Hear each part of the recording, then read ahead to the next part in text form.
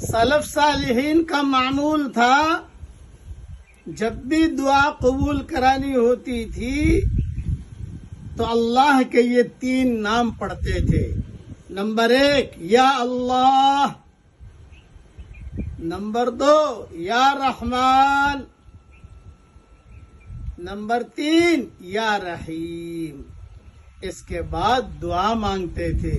یہ 3 ناموں میں معرفت کے بڑے بڑے سمندر ہیں، اسی لیے بسم اللہ الرحمن الرحیم میں یہی 3 نام ہیں. اس لیے جب بھی کوئی دعا قبول کرانی ہو یہ 3 نام پڑھیے اور اللہ تعالیٰ سے مانگیے. اللہ تعالیٰ دعا ضرور قبول کرے گا انشاءاللہ. بقیہ تفصیل میری کتاب بکھرے موتی میں دیکھ لیجئے.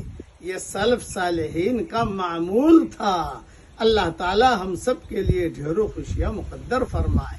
آمین. وآخر دعوانا ان الحمدللہ رب العالمین.